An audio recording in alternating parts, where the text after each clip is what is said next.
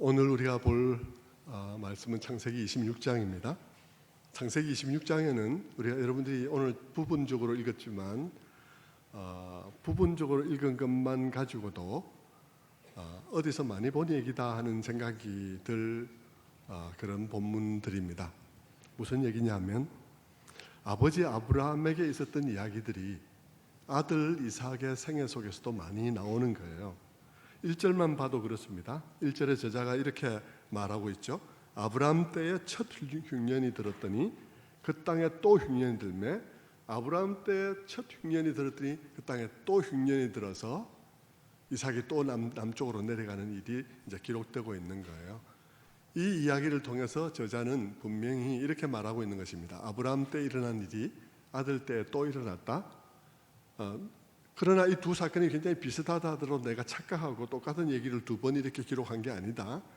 다른 일인데 다른 사건인데 아버지 때에도 일어났고 아들 때에도 일어났다. 이런 이야기를 하고 있는 것입니다. 정말 읽어보면 유사한 내용이 많아요. 창세기 13장에 보면 아브라함이 가나안 땅에 온 이후에 이내 기근이 들어서 아브라함이 주저없이 이집트로 내려간 이야기가 기록되어 있습니다. 이집트에 가면 큰 강이 있고 거기 가면 곡식이 사시사철 풍성해 하는 얘기를 들었겠죠. 내려갔습니다. 그런데 오늘 본문을 보면 이삭도 또한 기근이 드니까 또 남방으로 내려간 거예요. 이집트로 내려가려고 한 것입니다. 그러다가 이제 늘 이렇게 가면서 하루에 갈 수 없으니까 이렇게 가서 머물고 또 가서 머물고 이러면서 이제 내려가는데 그랄이란 지방까지 내려갔어요. 이 그랄이란 지방은 이 가나안 땅에 사람이 거주할 수 있는 남방 한계선 부근에 있는 곳입니다. 더 이하로 내려가면 강수량이 너무 적어서 농사를 지을 수 없으니까 사람이 살 수가 없죠. 그래서 이제 사막이 나오는데 그 사막을 건너면 이집트인 거예요. 그러니까 내려갈 수 있는 데까지 내려갔고 이제 결심하고 사막을 건너가면 이집트로 내려가는 그런 상황이 된 것입니다. 창세기 13장에 아브라함을 보면 그때 아브라함은 애굽으로 내려갔다가 자기 아내로 인해서 좀 위기의식을 느껴가지고 그래가지고 아내를 누이라고 이렇게 속인 일이 있었죠. 그때는 위험한 일이 생기기도 했습니다. 그런데 오늘 이 그랄에 머문 이삭에게도 똑같은 사건이 벌어진 것입니다. 같은 얘기가 나와요. 또 우물 파는 얘기도 나오고 그렇죠. 이런 얘기들을 통해서 우리는 본문을 읽으면 인생의 이야기가 똑같은 얘기가 반복됐구나. 우리 인생의 이야기는 어떤 면에서 똑같은 얘기들이 반복되면서 조금 다른 아브라함의 얘기와 이삭의 얘기도 읽어보면 똑같은 얘기가 반복되면서 좀 다른 것을 볼 수가 있습니다. 그래서 우리는 인생의 일을 보면 똑같은 일들이 반복되면서 또 다른 일이 일어나는 것이죠. 본문 속에 나오는 흉년의 얘기도 그렇습니다. 아브라함 때에 일어났고 이삭 때에 일어났고요. 그것은 또한 우리에게도 일어납니다. 여러분, 모든 사람의 삶에는 흉년이 옵니다. 우리도 생각해 보십시오. 우리 부모 때에도 보리고개 참 많았고요. 흉년이 많았어요. 6.25 참화도 겪었고요. 그래서 배고프고 힘든 때들이 많았죠.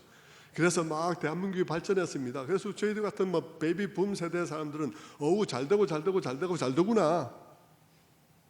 우리 때는 어려움이 없겠지. 그런데 어려움이 또 왔습니다. 우리 때도 흉년이 왔어요. 그리고 보니까 우리 자녀들은 더 흉년이 들 수도 있어요. 굉장히 어려운 시대가 반복이 되고 있습니다. 우리 부모가 겪었던 일을 우리도 겪고 우리가 겪은 일을 우리 자녀들도 겪고 우리의 갈등을 우리 자녀들도 겪을 것입니다.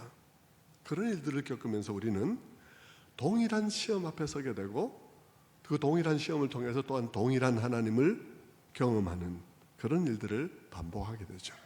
사실 시험이 없는 인생은 없습니다. 여러분, 시험이 없으면 어떻게 될까요? 시험이 없으면 하나님을 경험할 수도 없을 수 있습니다. 아무 시험이 없어 보십시오. 물질적으로도 어려움이 없고 자녀들도 너무 말 잘 듣고 우리 식구는 전부 다 너무 건강하고 아무 걱정할 것 없다. 여러분, 그 사람이 하나님을 깊이 경험할 수 있겠습니까? 세상에는 너무 잘 돼서 하나님을 경험하지 못하는 사람도 너무 많습니다. 여러분, 우리 주변을 한번 보십시오. 우리 주변에 하나님을 만난 사람들이 다 어떻게 만났나요? 어려움을 통해서 만났습니다. 아무 어려움이 없는데 하나님을 깊이 만났다는 사람을 저는 본 일이 없습니다. 시험을 통해서 우리는 하나님을 만나요. 우리 시험이 똑같은 시험은 아니지만 우리 학교에서 시험 치는 시험도 비슷합니다. 시험이 없으면 어떻게 되겠습니까? 공부를 안 하죠. 공부를 안 하면 어떻게 되겠습니까? 실력이 생기지 않습니다. 우리 믿음에도 그렇습니다. 시험이 없으면 하나님을 만날 수가 없어요. 시험이 없으면 기도를 안 해요. 기도를 안 하면 하나님을 만날 수가 없어요. 여러분, 시험이 우리를 기도하게 하는 것입니다. 시험이 없으면 기도하지 않습니다.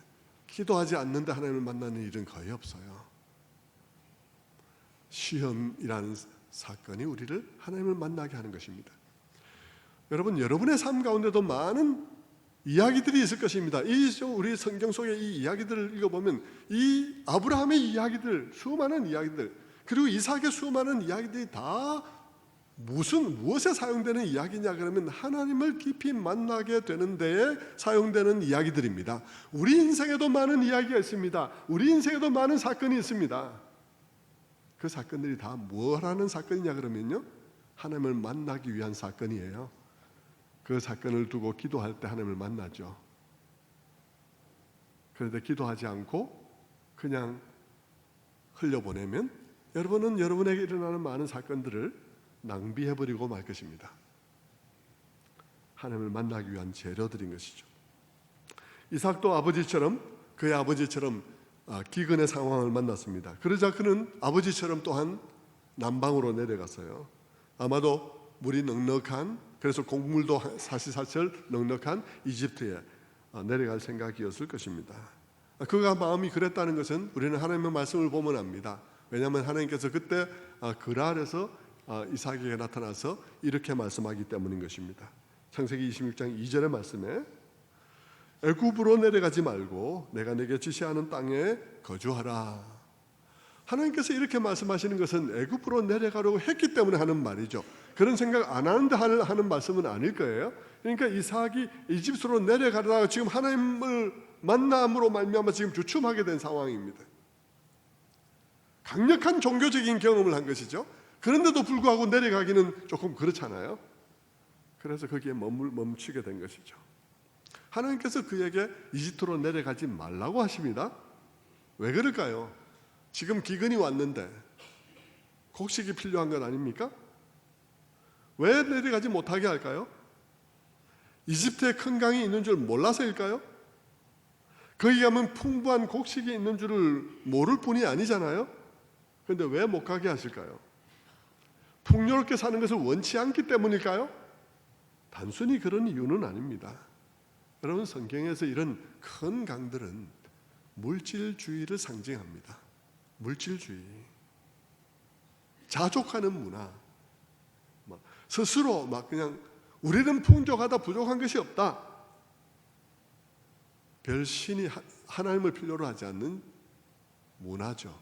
그냥 거기에 신이 있다면 그저 자기들을 풍요롭게 하는 그런 도구적인 신들만 있을 뿐이지 하나님과 같은 전지전능하시고 모든 것을 주권적으로 주관하시는 하나님을 필요로 하시지는 않습니다. 하나님께서 애굽에 내려가지 못하게 하시는 것은 하나님이 그를 부르신 목적이 그저 잘 살게 하는 것이 아니기 때문인 것입니다. 여러분, 하나님은 우리를 잘 살기를 원하시지만 그저 잘 살게 원하지는 않습니다. 그저 물질만 있으면 된다, 물질만 있으면 만족하다, 이집트처럼 그저 그렇게 살아가기를 원하지는 않습니다. 여러분, 하나님께서 만약 우리에게 물질적으로 그저 풍요롭게 사는 것을 목적으로 부르신다면 애초에 아브라함을 그곳에서 불러내지 않았을 것입니다. 왜냐하면 그곳은 풍족한 것이니까요. 그곳은 티그리스 강과 유프라테스 강이 흐르는 곳입니다. 갈대아는 비옥한 초승달 지역이라고 역사가들이 말하는 그대로부터 아주 풍부한 물자가 있는 곳이었죠. 하나님께서 정말 잘 먹고 잘 살고 그것이 목적이었다면 아브라함을 거기서 불러내지 말았어야 합니다. 혹 불러내신다 하더라도 이집트로 불러야죠. 가나안으로 부르면 안 되죠. 여러분, 가나안은 어떤 곳입니까? 가나안은 이 이집트 문명과 메소포타미아 문명, 그 풍부한 문명의 가장자리에 있습니다. 만나는 가장자리에 있어요. 여기도 아니고 저기도 아닌 주변에 있는 것입니다. 하나님이 그들을 부른 곳은 물질적인 문화의 중심에다 부른 것이 아니에요. 물질적인 문명의 변두리에 불렀습니다. 세상의 물질적인 풍요의 중심에 서서 그 물질 문화의 주역이 되어서 물질 문화의 기득권 세력으로서 물질 문화를 주도적으로 누리는 사람이 되기 위해서 우리를 부른 것이 아니고요. 그 물질 문화에 물질만이 주역이 되는 그 물질 문화에 비켜서서 그 물질 문화를 바꾸어가는 세력으로서 우리를 부른 것입니다. 그래서 가나안에 부른 거예요. 그리스도인들은 잘 살더라도 물질 문화에 지배된 정신으로 물질 문화가 만들어내는 가치관을 당연시하는 그런 정신으로 살아가도록 부르지 않은 것입니다.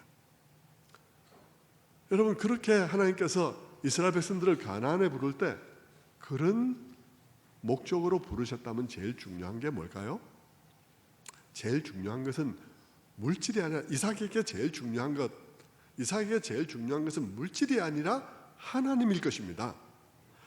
물을 풍성하게 소유하는 것이 첫 번째 중요한 것이 아니라 더 중요한 것은 진실로 하나님을 소유하는 것이 더 중요할 것입니다.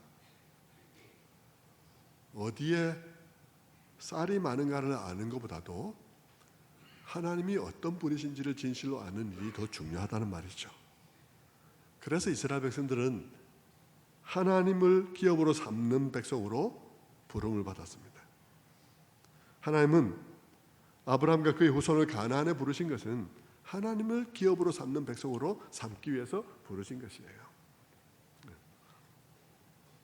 그래서 하나님은 그들을 가나안 땅으로 불렀죠. 이집트나 갈대아처럼 사시사철 강이 흘러서 하나님을 바라보지 않아도 되는 곳으로 부르지 않았습니다. 오히려 가나안처럼 강이 아니라 가나안에는 강이 없어요. 요단강이 있을 뿐이죠. 요단강을 가보면 하기천이에요. 아주 계곡이 깊게 되어 있는 하기천이죠.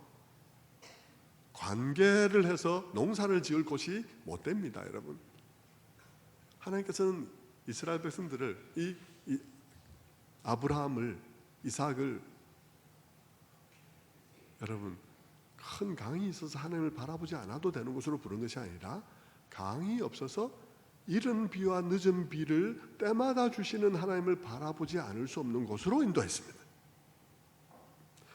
그리고 그곳에서 하나님을 바라봄으로 때를 맞춰주시는 매일매일이 기적이구나, 우리의 삶이 사실상 기적이구나, 하나님께서 여기까지라 그러면 여기가 끝이구나, 하나님께서 오늘 비를 주지 않으시면 우리의 삶은 유지될 수 없는 것이구나 하는 것을 통해서 매일매일 하나님을 더 깊이 알아가고 그 하나님을 소유하는 마음에 모시는 그런 백성이 되게 하려고 그곳으로 부른 것이죠. 그리고는 그들을 통해서 하나님의 일을 이루고 하나님의 이야기를 써가려고 하신 것입니다.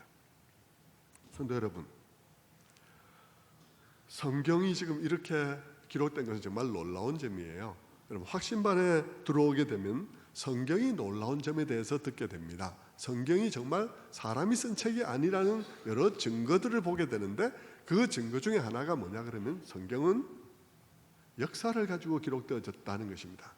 역사를 가지고 기록되어졌다. 그런데 좀 더 자세히 말하면 성경은 한 지역을 무대로 선정하셔서 그 지역의 나라들을 등장시키고 그 중에 하나는 주역을 삼고 다른 것은 조역을 삼고 그리고는 그 무대 위에서 자연 날씨까지 동원해서 이른 비와 늦은 비, 요단강의 지형과 사해와 갈릴리와 이 모든 것을 가지고 스토리를 써가는, 여러분, 이집트라는 것과 홍해라는 것과 광야라는 것과 그리고 요단강이라는 것, 갈릴리와 사해와 건너가는 것과 그리고 그 땅에 사는 이 모든 지형지물과 기후까지 동원하고 민족들을 동원해서 자기 이야기를 써가는 놀라운 이야기예요.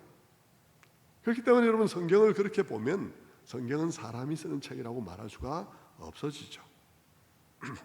과연 누가 자기 이야기를, 나라들을 등장시켜서 그 역사를 가지고 그리고 지형지물과 그 기후와 날씨를 가지고 자기 이야기를 쓸 수가 있겠습니까?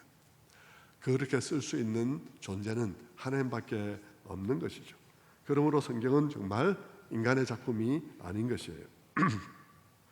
아무튼 가나안은 이렇게 기근에 취약한 곳이고 하나님과 밀착 동행해야 되는 곳이죠. 그러다 보니까 거기에는, 가나안에는 기근이 자주 등장합니다. 여러분, 그러고 나서 성경을 읽어보면요, 세대마다 기근이 있었어요. 적어도 한 번은. 아브라함도 기근이 있어서 이집트로 내려갔죠. 이삭도 지금 기근이 있어서 이집트로 내려가고 있죠. 야곱도 기근이 있어서 야곱의 12아들이 곡식 구하러 이집트로 갔다가 요셉을 만나게 됩니다. 세대마다 기근이 있었어요. 그리고 이 이후의 이야기도 우물 파는 이야기, 우물을 둘러싸고 가나안 토착민들과의 갈등 이야기, 이런 것들은 다 그곳이 굉장히 메마른 곳이라는 사실을 말해 주는 것입니다. 그런데 하나님께서 그걸 몰라서 거기로 인도하신 것 아니죠. 하나님께서 거기로 그들을 인도하셨을 때는 이 땅에서 그들을 만들어갈 목적이 있기 때문에 그들을 부르신 것입니다. 그래서 이런 조건과 기후 조건과 이 모든 것들을 다 하나님께서 생각하시고 그들을 거기다 부르셨기 때문에 그들이 기근이 든다고 이 이삭이 이집트로 내려가면 안 되는 거죠. 거기 있으면서 하나님의 뜻을 깨닫고 거기 있으면서 훈련받아서 거기 있으면서 빚어져서 하나님께 사용되어져야 하는 것입니다. 그런데 우리도 그렇잖아요. 우리도 늘 하나님을 처음 믿으면, 예수 처음 믿으면 하나님의 뜻이 무엇인지를 모르니까 그냥 상식으로만 행동하게 됩니다. 어느 날 우리가 믿음을 알게 되면 상식과 함께 믿음을 생각하면서 이렇게 상식을 좀 뛰어넘는 삶도 살게 되고 이렇게 하게 되지만, 우리가 단지 신앙생활을 이제 막 시작하면 상식으로만 행동하게 되죠. 기근이 오면 어떻게 해야 되겠습니까? 당연히 이집트로 내려가는 것입니다. 그러나 하나님께서는 지금 가르쳐 주는 거예요. 가르치시기를 뭐라 가르치냐 그러면 나는 네가 부족함이 없어서 하나님이 필요가 없는 장소, 그런 상황에 서게 되기를 원치 않는다. 풍부함을 원치 않는 것이 아니라 네가 풍부하더라도 하나님이 필요 없는 마음으로 그것을 누리게 되기를 원치 않는다. 이렇게 말하고 있는 것이죠. 우리는 오늘날 무조건 풍부한 게 다 좋다고 생각합니다. 그래서 무조건 풍부하고 부족함이 없으면 그게 좋은 거야 라고 생각하지만, 그러나 여러분, 그것이 우리 영혼의 재앙이 될 수도 있습니다. 하나님이 없는 풍요, 그것은 축복이 아니라 우리 영혼의 저주가 될 수도 있는 것입니다. 여러분, 우리 주변에는 너무 풍요로워서 하나님이 필요 없는 사람들이 있고요, 결국 그렇게 하나님 필요 없는 삶을 살아가다가 그렇게 삶을 마치는 사람도 너무 많습니다. 풍요가 우리로 하여금 하나님께 돌아오게 할 수도 없고, 돌아오지 못하게 할 뿐 아니라 또 하나님을 믿는 사람들도 그 속에서 하나님을 더 깊이 알아가지 못하는 경우들이 많이 있는 것이죠. 그래서 아굴의 기도가 있습니다. 잠언에 보면 아굴의 기도가 있죠. 잠언 30장 8절에 이런 말씀이 있습니다. 나로 가난하게도 마옵시고 부하게도 마옵시고 오직 필요한 양식으로 내게 먹이시옵소서. 혹 내가 배불러서 하나님은 모른다 여호와가 누구냐 할까 하오며, 혹 내가 가난하여 도적질하고 내 하나님의 이름을 욕되게 할까 두려워함이니라.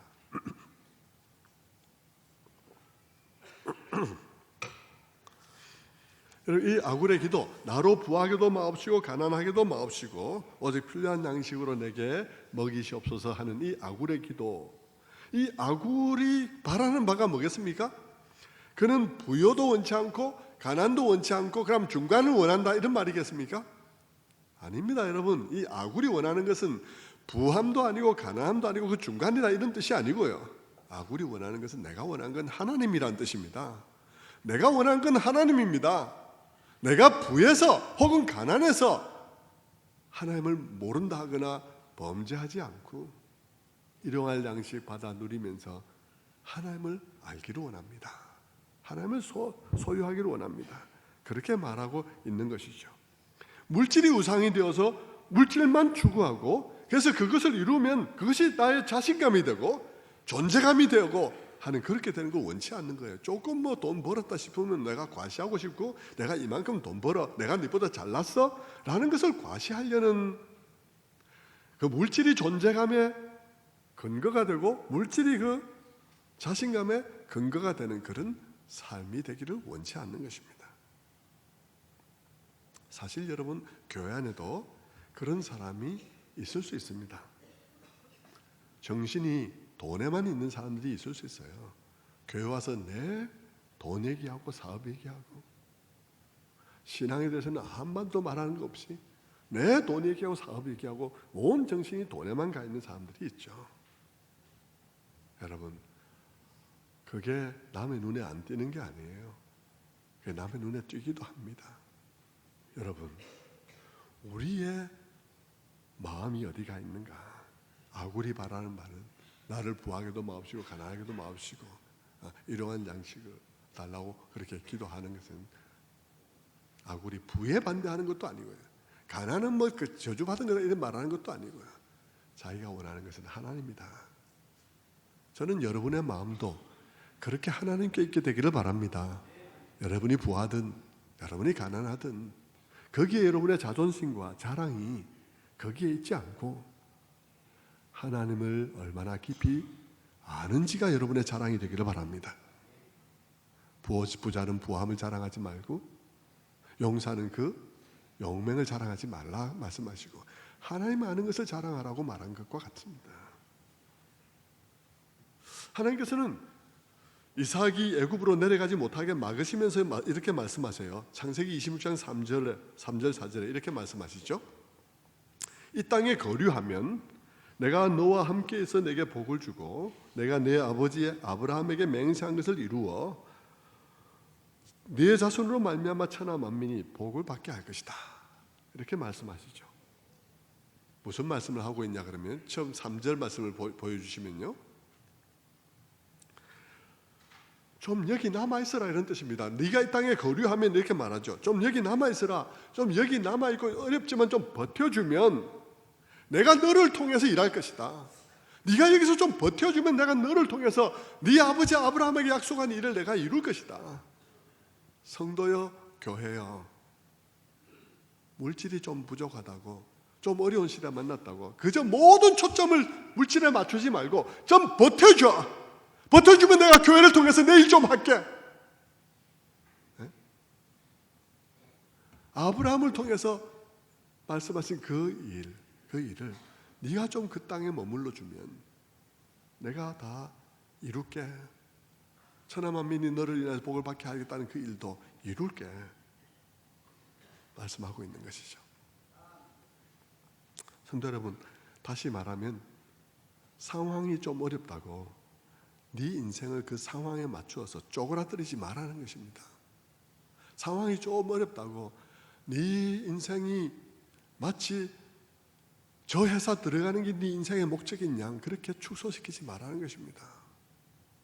상황이 좀 어렵다고 그저 돈 많이 버는 것이 인생의 목적인 듯이 그렇게 만들지 말라는 것입니다. 좀 어렵다고 좀 연봉 많이 준다고 신자가 그저 돈 많이 주는 것이 제일이라 그러면서 주일에 쉬지도 않는 그런 직장을 내가 취업을 한다든지 그런 일을 하지 말라는 것입니다. 이집트로 내려가지 마라. 네 꿈을 그렇게 축소하지 마라. 여러분 좀 어려워도 어려운 대로 어려운 가운데서 다들 어렵죠. 어려운 가운데서 인생의 목적을 그저 돈 많이 버는 거 좀 더 나은 직장 가는 거로 축소시키지 말고 나를 통해서 하나님께서 일하실 것을 바라보라는 것입니다. 여러분 교회에 오는 사람 중에서는 그냥 뭐 1년 사시 사철 주일날 안 쉬는 직장에 다니던 사람이 교회 올 수도 있고 우리 교회도 그런 분이 있습니다. 주일날 안 쉬는 직장에 다니는 사람, 교회 온 사람이 있습니다. 그런 분이 교회 오는 것은요, 교회 오는 것과 교회 멀쩡히 우리 잘 다니는 사람들이, 믿음 있는 사람들이 교회를 올 수 없는 그런 직장을 선택하는 것은 다른 거예요. 그런 분들이 이 신앙을 선택해서 지금까지 쭉 다니던 직장에 안 쉬니까 교회에 나와서 예배 드리고 싶으니까 새벽 기도라도 나오고 그러면서 처절하게 신앙 생활하는 거 보면 감동이 되잖아요. 이미 거기서 그렇게 생활해 왔으니까. 여러분, 나만 장군이 그 미스라엘 와서 문둥병 나았다고 그러면 거기 자기 나라로 안 돌아갈 것입니까? 그는 이미 그 나라 사람으로 와서 하나님을 만났는데 그 나라 가는 거죠. 그러나 여러분, 이스라엘 사람이 그 나라로 가서 되겠습니까?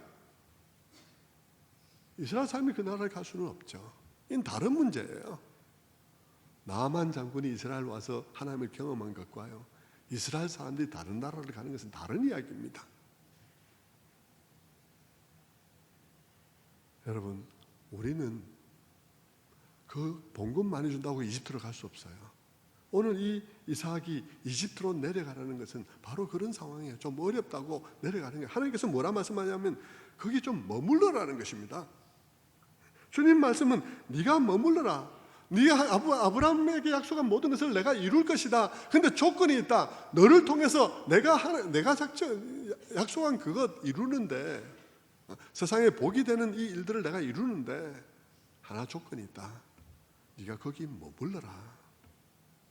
그 땅에 머물러라. 아까 거기 머물면이라고 말했지 않습니까? 여러분, 이등병이 사령관이 거기 머물러라 그러면 머물러야지 작전이 되는 거지. 이등병이 지 마음대로 막 그냥 그 근무지 이탈하고 그러면 작전이 되겠습니까? 이등병은 거기 머물러라 그러면 머물러줘야 작전이 됩니다. 작전을 다 모르니까, 작전 전체를 모르니까 머물러라 그러면 이등병은 머무는 거예요. 거기서 버텨주는 거예요. 그러면 그 수많은 이등병들 모아서 작전이 되는 것이죠. 주님은 오늘 이삭에게 네가 거기 머물러라. 나는 변하지 않았다. 나는 네 아버지 부를 때나 네 일을 부를 때나 나는 변하지 않았고 내가 할 일은 변하지 않았고 똑같이 그 일을 이룰 것인데 단 하나, 네가 거기에 머물러야 된다 라고 말하고 있는 것입니다. 성도 여러분, 오늘 우리는 어떻습니까? 오늘 우리는 어렵다고 우리의 인생의 꿈을 환경 사이즈로, 어려운 환경 사이즈로 축소시켜버리지 않았습니까? 그냥 돈 버는 문제로 우리 인생을 축소시키지 않았나요? 하나님 없이 그냥 좋은 직장 가기만 하면 되는 문제로 우리 인생을 만들지 않았습니까? 돈을 잘 벌어야 된다는 생각이 다른 모든 가치 판단을 압도하지 않았습니까? 하나님이 우리를 다른 목적을 위해서, 이 세상과 다른 목적을 위해서 부르셨다는, 이집트하고는 이게 다른 문제라는 사실을 하나님께서 우리에게 말씀하시는데 내 머리는 계속 돈 하면서 그걸 다 지워버리지 않았습니까? 만약 그렇다면 여러분, 우리는 여기에 지금 와 있다 하더라도 우리의 마음은 이미 이집트로 내려간 거예요. 우리는 그럴 때가 너무 많은 것이죠. 성도 여러분, 저는 사실 새벽에 기도하면서 우리 젊은이들을 위해서 그렇게 기도합니다. 우리 젊은이들이 어렵다고 꿈을 이 환경 사이즈로 축소시키지 않게 해달라고. 이 어렵다는 것 때문에 이 어려운 환경에 맞춰서 자기 꿈을 축소하지 않게 해달라고. 주님, 성령을 부어주시옵소서. 우리 젊은이들에게 성령을 부어주시고 더 큰 꿈을 꾸게 하시고 환상을 보게 하시고, 우리의 인생이 그저 봉급 좀 더 많이 받는 문제가 아니라는 사실을 알게 도와주십시오 하고 그렇게 기도합니다. 어쨌든 여러분, 이 이삭은 하나님이 직접 하신 말씀, 그 강력한 종교적인 경험 때문에 그는 더 이상 남쪽으로 내려가지 못하고 그랄이라는 곳에 오래 머물게 되었습니다. 그 머무는 동안에 그는 이 리브가가 사람들의 관심을 많이 받은 것 같아요. 많은 사람들이 리브가에 대해서 물었다고 그랬습니다. 그럴 수밖에 없는 게 이 리브가는 저기 메소포타미아에서 온 여자니까 여러 가지 좀 다르게 보였을 것 같아요. 그러니까 다르게 보였겠죠. 그러니까 호기심을 가지고 이 여자는 다르게 생겼네 그러면서 관심을 가질 수 있습니다. 근데 이삭의 마음속에 두려움이 생겼어요. 저 사람들이 우리 아내에 대해서 관심이 많구나. 우리 아내하고 결혼하기 위해서 나를 사고사를 위장한 살인을 하고는 우리 아내하고 결혼하지는 않을까? 뭐 이런 유의 걱정을 하게 된 것입니다. 여러분 중에는 혹시 또 눈치 빠른 분은 본문을 읽으시면서 이게 이야기가 가능한 얘기가 지금 앞에서 야곱과 에서를 낳았다고 그랬는데 쌍둥이를 낳은 아줌마를 그렇게 볼 수가 있을까? 거기다 애들이 쫓아다니면서 엄마 아빠하고 막 그럴 텐데 그게 가능할까 이렇게 생각할 것 같아요. 근데 여러분 많은 학자들은 이 창세기뿐만 아니라 다른 역사서도 그렇고 꼭 연대순으로 기록하지는 않습니다. 하고자 하는 이야기를 따라서 이야기의 조각들을 묶어서 기록을 하기 때문에 이 순서는 바뀔 수 있어요. 여러분이 얘기할 때도 마찬가지입니다. 여러분도 얘기할 때 꼭 시간 순서로 얘기하지 않아요. 여러분 얘기하고 싶은 얘기들을 요래 묶어서 얘기하고 또 묶어서 얘기하고 이렇게 얘기를 하죠. 그래서 이 얘기는 에서와 야곱을 낳기 전의 얘기로 생각됩니다. 그러니까 두 사람만이 있었다는 얘기죠. 그리고 아기를 출산하기도 전이었고 한참 전의 얘기인 것입니다. 내일 갔는데 사람들이 막 이렇게 관심을 가지고 하니까 자기 아버지처럼 행동한 거예요. 부인이 아니고 우리 누이다 이렇게 얘기를 하게 된 것입니다. 그리고는 그들은 거기서 오랫동안 살았어요. 8절에 보면 그들이 오래 살았다고 8절에 기록하고 있거든요. 그런 상태에서 오래 살았죠. 오랜 동안 연기를 한 거예요. 오랜 동안 밖에 나서 사람들이 보면 오누이 관계로 이렇게 행세를 하고 남이 안 보면 부부로 살고 이렇게 이중 생활을 한 것입니다. 근데 여러분 성경을 보면 끝내 리브가하고 결혼하자는 사람은 없었어요. 진짜 결혼하려고 나선 사람은 없었는데 이삭만 혼자 굉장히 많이 걱정을 한 거예요. 우리가 어디서 뭘 보게 되냐 그러면 이삭의 마음이 굉장히 위축되어 있고 두려움이 많다는 것을 보게 됩니다. 뭐냐 그러면요, 믿음이 떨어지면 두려움이 많아져요. 이삭이 기근이 왔을 때 이집트로 가야 되겠다 할 때 벌써 믿음이 없는 거죠. 그런 상태에서 남방으로 내려와서 하나님 때문에 지금 멈추어 있는 이 상태에서는 이삭이 믿음이 없는 거예요. 여러분 믿음이 많이 내 마음속에 많이 있고 그것이 활성화되어 있으면 우리는 담대해지죠. 그러나 믿음이 떨어져 있으면 두려움이 많고 염려가 많아요. 그래서 이 이삭은 있지도 않은 일을 염려를 하고 있는 것입니다. 결국 오래 살았지만 아무도 리브하고 결혼하자는 말 안 했어요. 근데 혼자 그렇게 걱정을 한 것이죠.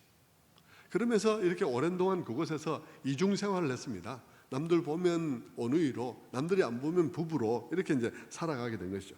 그런데 보면 본문 속에 보면 거기에 아비멜렉이라고 거기에 왕노릇 하는 사람이 그것을 어느 날 딱 한 장면을 본 것입니다.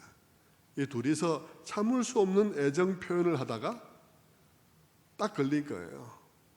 안 보는 줄 알고 부둥켜 안았는데 가로등이 켜진 거예요, 갑자기. 그래갖고 이제 딱 드러난 것이죠. 그래가지고 이제 이 장면이 들키는 바람에 이제 아비멜렉이 이들을 불러다가 야단을 칩니다. 26장 10절에 말합니다. 아비멜렉이 이르되 내가 어찌 우리에게 이렇게 행하였느냐? 백성 중 하나가 네 아내와 동침할 뻔하였도다. 내가 죄를 우리에게 입혔으리라. 어떻게 부부라더니 오누이라더니 부부잖아. 네가 우리에게 범죄하게 하는 꼴 아니냐. 그러면서 야단을 치는 거죠. 얼마나 창피합니까? 그런데 여러분 이 두려움에서 없는 일까지 만들어서 두려워하는 이 이삭은 어떤 사람입니까? 이 이삭은 여러분 가만히 성경을 쭉 앞에서부터 묵상해 보면 이 이삭은 어떤 사람이냐 그러면 모리아산에서 거의 죽을 뻔한 순간에 하나님의 예비하심을 경험하고 살아난 사람입니다. 이삭은요. 그의 살아가던 삶 속에서 거의 아버지가 높이던 칼에 찔려서 죽을 뻔했는데 1, 2초만 늦어도 죽었는데 그런데 하나님이 예비하심에 의해서 살아났어요. 하나님께서 그 타이밍에 개입하셔가지고 아브라함아 네 손을 내리지 말라고 그렇게 하나님께서 말씀하실 때 아브라함이 멈추고 주변을 돌아보니까 양이 준비되어 있었죠. 수장이 준비되어 있었습니다. 그래서 그 수장을 가지고 제사를 대신 지내고 이삭이 살아나게 되었습니다. 그때 이삭은 보았을 거예요. 하나님께서 타이밍을 놓치지 않고 개입하신다는 사실을 보았습니다. 그리고 그는 그 아버지에게 그 모든 감정을 들었을 거예요. 하나님께서 그럴 때 자기가 정말 이게 무슨 일이냐 그러면서 순종할 수 없는 가운데서도 그가 참 믿음으로 순종하였더니 하나님께서 이와 같이 대신 산양을 준비하시고 이와 같이 구출해 주셨다고 하는 고백들, 여호와 이레, 여호와께서 준비하시더라 하는 그런 고백들을 간증으로 들었을 것입니다. 그가 그 모든 것을 경험하고 그것을 경험한 그로서 그 믿음을 유지하고 있다면 그때도 그 1, 2초 그 짧은 시간에 그 타이밍을 실기하지 않고 개입하시던 하나님께서 나를 이 상황 속에서 구원하지 못할 것인가 하고 담대한 믿음을 가질 수 있었을 텐데 그는 그런 믿음을 가지지 못했습니다.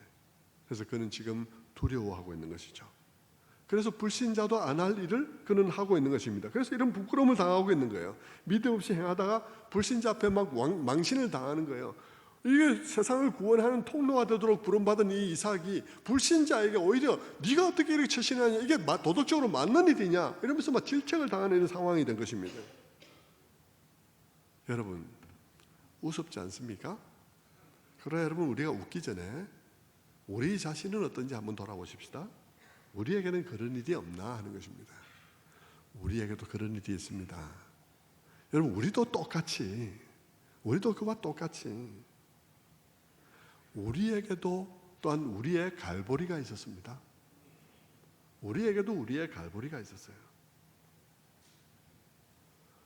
그 갈보리의 십자가는 우리가 거기서 죽었어야 할 자리입니다. 그런데 하나님께서 그 자리에 우리 대신에 다른 하나님의 어린 양을 준비했죠. 그래서 그 하나님의 예비하심 때문에 우리가 살아났습니다. 여러분 우리는 그 얘기를 들을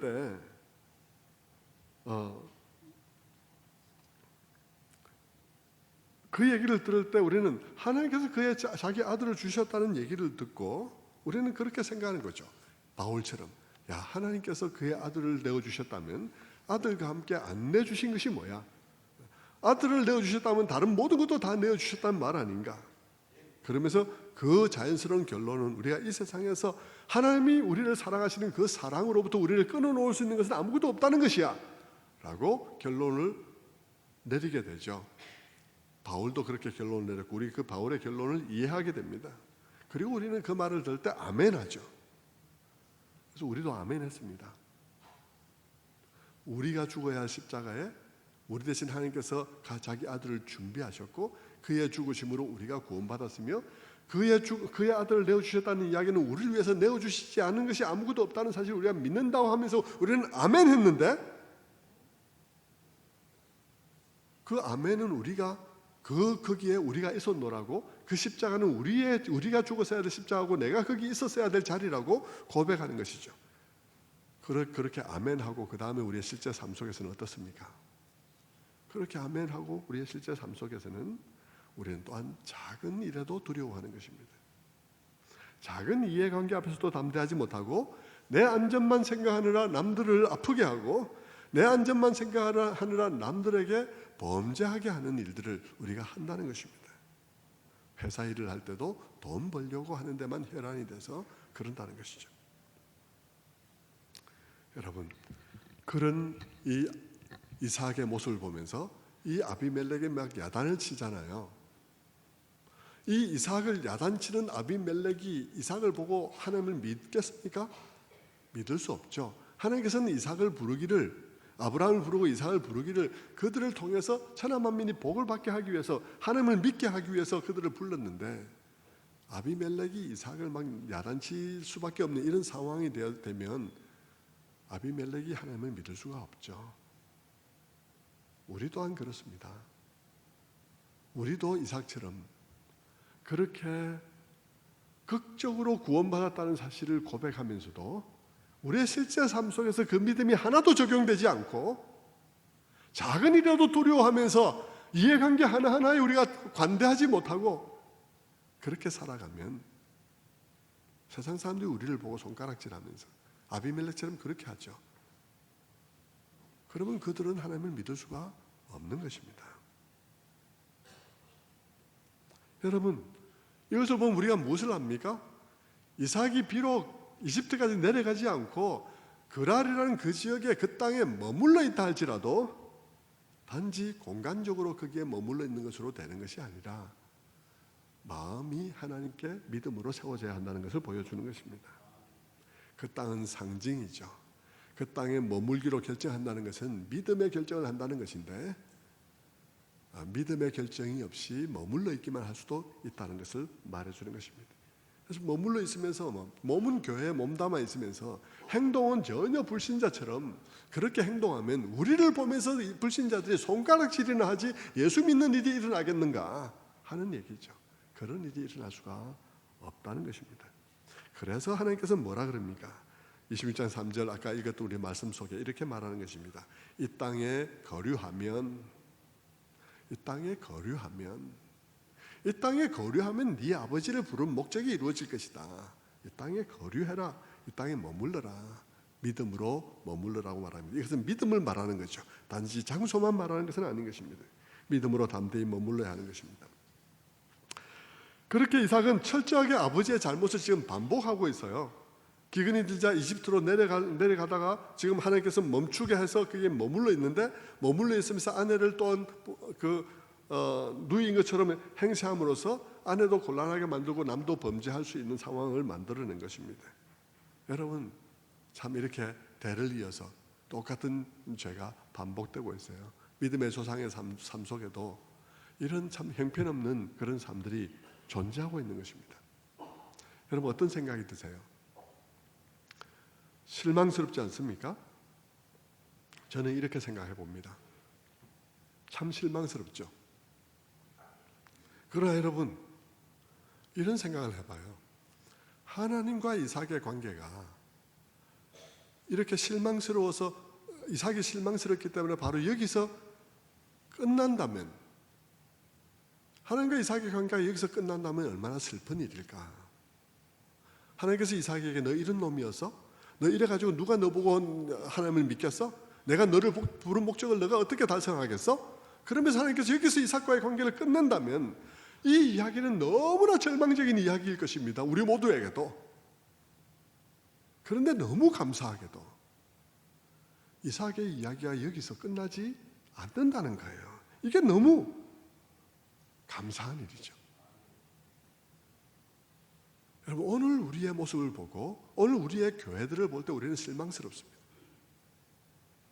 오늘 우리의 모습은 이 모습 가지고 뭘 하겠나 싶습니다. 이런 교회들의 모습들을 가지고 뭘 하겠나 싶고 실망스럽죠. 그런데 만약 성경이 이삭이 이 모습을 보고 여기서 끝이야, 취소야 모든 것 이렇게 한다면 우리에겐 그 바로 절망일 것입니다. 그런데 하나님께서 그렇게 말씀하지 아니하시고 이삭을 포기하지 아니하시고 이삭과의 관계를 이어가더라는 것입니다. 성경이 이런 이야기를 통해서 지속적으로 아브라함의 이야기와 이삭의 얘기, 야곱의 이야기, 이스라엘의 이야기를 통해서 지속적으로 우리에게 보여주는 것이 무엇이냐 그러면 우리가 아니라 하나님이라는 것입니다. 바울이 고백한 대로 나의 나된 것은 내가 아니요 하나님의 은혜라는 것입니다. 우리의 실패가 하나님과의 관계의 끝이 아니라는 것입니다. 하나님과 우리의 관계가 어디에 토대를 두고 있냐면 나의 올바름에 토대를 두고 있지 않다는 것입니다. 만약 우리와 하나님과의 관계가 나의 올바름에 토대를 두고 있는 것이라면 그 관계는 진즉에 끝났고 아직 끝나지 않았더라도 어느 순간에도 끝날 것입니다. 그러나 하나님과 우리의 관계는 우리의 어떠함에 의해서 유지되는 관계가 아니라는 것이죠. 그 관계는 하나님의 신실하심에 의해서 유지되는 관계라는 것입니다. 마치 아브라함과 하나님과의 관계가 아브라함의 신실함이 아니라 그를 부르신 하나님의 신실하심에 바탕을 두고 있듯이 이삭과 하나님과의 관계가 이삭의 신실함 위에 세워져 있는 것이 아니라 그를 택하신 하나님의 신실하심의 토대 위에 세워져 있듯이 오늘 우리와 하나님의 관계도 우리의 어떠함이 아니라 그분의 신실함 위에 세워져 있다는 사실인 것입니다. 그것이 오늘 우리들에게 무한한 희망이 되는 것이죠. 하나님의 택하심에는 후회하심이 없다 그랬습니다. 그것이 우리가 이 모든 연약함에도 불구하고 지금 하나님과 관계를 유지하고 있는 이유입니다. 내가 유지한 것이 아닙니다. 하나님이 그 관계를 이끌어 가시는 것입니다. 우리는 갈보리 위에서 우리를 위해서 죽으신 주님을 믿습니다. 그리고 그것을 그분을 경험했다고 말합니다. 그러나 그럼에도 불구하고 실생활 속에서는 우리는 주님을 신뢰하지 못해서 불신자들 앞에서 우리 자신이 기독교인이라고 해서 시원스럽게 드러내지 못한 채 마치 이삭이 이게 우리 아내가 아니라고 내 누이라고 은근슬쩍 거짓말하고 있는 것처럼 반쪽의 진리를 말하는 것이죠. 실제로는 친척 누이니까 반쪽의 진리를 말하면서 은근히 그렇게 말하면서 반쪽의 진리를 말하면서 자기 위안을 삼고 실제로는 거짓말하고 있는 그런 것처럼 우리도 세상 속에서 불신자들 앞에서 나는 하나님 믿습니다. 하나님 믿는 사람입니다. 라고 말하지 못하고 교회는 다닙니다만 하면서 어정쩡하게 말할 때들이 얼마나 많습니까? 부끄러운 일이죠. 그러면서 어정쩡하게 말하면서 남들 하는 짓을 다 해요. 부끄러운 일이죠. 그래가지고 누가 예수를 믿겠습니까?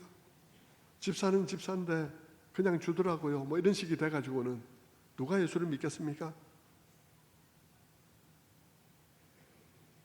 땅의 모든 족속이 너를 통하여 복을 받으리라는 말씀이 어떻게 우리를 통해서 이루어지겠습니까? 여러분, 이루어질 수가 없죠. 그런데 여러분, 하나님께서는 우리의 관계를 여기서 끝내지 않아요. 이거를 만족스럽다 이기는 것이 아니라 여기서 끝내지 않고 우리를 계속 끌고 더 위쪽으로 올라가시는 것입니다. 우리를 이끌고. 여러분, 참 제가 방금 드린 이 말이 참 중요한데요. 오늘은 그 말로 마무리를 지으려고 합니다. 다음 주도 또 얘기를 해야 되니까요. 방금 제가 말씀을 드릴 때 우리는 이삭처럼 자기에 관한 얘기를 진실되게 얘기를 하지 않는 거예요. 세상 속에서. 집사는 집사인데 잡사라고 얘기하든지 뭐 기독교인이라 나 예수 믿는 사람입니다 이렇게 말하지 못하고 교회는 다닙니다만 와이프 따라서 교회는 다닙니다만 뭐 이렇게 얘기를 한다든지 뭐 이렇게 얘기를 하는 것입니다. 여러분, 이거는 굉장히 중요하고 심각한 문제인 것입니다. 왜냐하면 하나님께서 우리를 통해서 사람들이 예수를 믿게 하기 위해서 우리를 부르셨거든요. 그런데 우리는 지금 이렇게 말하면 누가 예수를 믿겠습니까? 이게 굉장히 심각한 문제죠. 여러분, 이거는 상당히 심각한 문제인데요. 이렇게 나는 집사가 아니고 잡사입니다. 나는 교회만 다니고 있지 나는 뭐 그냥 나룡입니다. 이렇게 말하는 사람은요, 전형적으로 그것은 구원받지 못한 사람이 하는 처신입니다. 전형적으로 구원받지 못하는 사람들이 하는 처신이에요. 전형적으로 구원받지 못하는 사람들이 하는 처신을 구원받은 사람이 하고 있는 것이죠. 만약에 구원받은 사람이라면. 그러니까 구원받은 사람이 전형적으로 구원받지 못한 사람들이 하는 처신을 하고 있으니까 굉장히 부적절한 처신입니다. 그거는 청산해야 될 처신입니다. 비록 내가 부족함이 있다 할지라도 나는 예수 믿는 사람입니다. 그런데 내게 부족함이 많습니다. 앞으로 많이 변화돼 가야 되죠. 그래도 교회 가면 하나님 말씀 들으면 정말 좋아요. 그것 때문에 제가 너무 많이 변했습니다. 라고 말을 해야 되는 것이지, 나는 잡사입니다. 나는 그냥 교회만 다니고 있죠. 마누라 따라서. 이건 굉장히 중대한 문제입니다. 왜냐하면 우리 주님이 이렇게 말하고 있기 때문입니다. 마태복음 10장 32절에 이렇게 말씀하세요. 누구든지 사람 앞에서 나를 시인하면 나도 하늘에 계신 내 아버지 앞에서 그를 시인할 것이요, 누구든지 사람 앞에서 나를 부인하면 나도 하늘에 계신 내 아버지 앞에서 그를 부인하리라. 이렇게 말하고 있거든요. 여러분, 여기서 시인하고 부인한다는 말이 무엇이겠습니까? 여러분, 우리가 어떻게 구원 얻는지를 생각해 보세요. 우리가 구원 얻는 것은 예수 믿고 구원 얻는 것입니다. 예수님의 피 공로를 힘입어서 구원 얻는 것입니다. 예수님 때문에 구원 얻는 것입니다. 그런데 예수님이 나를 모른다고 하는 것입니다. 예수님이 나를 모른다고 하면 내가 그분을 힘입는다는 말이 성립이 안 되죠. 다시 말하면 구원을 얻지 못한다는 것입니다. 내가 사람 앞에서 하나님이 나의 구주라고 나의 주라고 말하지 못한다면 나는 구원을 얻을 수 없습니다. 그런데 여러분, 구원을 얻은 사람이 그럴 수 있어요. 마음이 약해서 이삭처럼, 아브라함처럼. 저는 그럴 수 있다는 것을 인정하지 않는 것이 아닙니다. 그 처신은 여러분이 끝까지 머물러야 할 자리가 아니라는 것입니다. 여러분이 끝까지 머물러서 그렇게 끝난다면 그것은 구원받지 못했을 가능성이 높습니다. 왜냐하면 성경에 이삭도 그랬고 아브라함도 그랬지만 그들이 끝까지 그러지는 않았습니다. 그들은 하나님의 인도하심을 받아서 아브라함은 모리아산에서 빛나는 믿음의 고백을 했습니다. 이삭도 믿음이 달라졌습니다. 그런데 우리가 끝까지 나는 나이롱입니다. 나는 잡사입니다. 나는 그냥 누구 따라서 교회 다니고 있을 뿐입니다. 그것은 구원받지 못한 사람이 하는 전형적인 처신이요. 우리가 그것을 끝까지 그런 자세를 유지한다면 나는 구원받지 못했다는 것을 스스로 증명하는 것이 불가합니다. 여러분이 지금 그 자리에 있다 할지라도 여러분 그 자리에서 나와야 할 자리입니다. 여러분 부족한 대로 나는 부족하지만 내 주님은 영광스럽다. 나는 부족하지만 내 주님은 위대하다. 내가 그분을 힘입어서 변화되어져 갈 사람이다. 지금 나를 보고 주님을 판단하지 마라. 나는 부족하지만 나는 그분을 닮아갈 것이라고 말해야 하는 것입니다. 계속 그분을 부인하며 나는 그분을 믿는 사람이 아니다. 나는 잡사다. 나는 나이롱이다. 마지막까지 그렇게 하는 것, 그것은 여러분의 신앙을 부인하는 것입니다. 주님이 여러분을 안다고 말해야 될 이유가 없고 여러분은 그 주님을 힘입을 이유가 없습니다. 그런데 여러분, 하나님께서는 오늘도 이 이삭 그리고 아브라함에게도 마찬가지죠. 그런 희미한 처신, 어떻게 보면 참 하나님의 부르심에 역행하는, 거기에 참 쓰임받을 수 없는 처신에도 처신을 보면서 하나님이 많이 마음이 서운하시겠죠. 그러나 정말 저희가 감사하는 것은 서운하다고 해서 하나님께서 그 관계를 그만두지 않으신다는 것입니다. 하나님께서는 여전히 이삭을 붙잡고 또 다음 단계로 이끌고 가십니다. 하나님께서는 여전히 아브라함을 포기하지 아니하셨고 그 다음 자리로 끌고 가셨습니다. 여러분, 그 하나님의 인도하심을 따라서 그 여러분의 정말 하나님께 구원받은 자로서 부적절한 처신과 자리와 그 말로부터 나와서 하나님의 구원받은 자에 합당한 말을 하는 자리로 한 걸음 앞으로 나오시기를 축원합니다. 기도하겠습니다.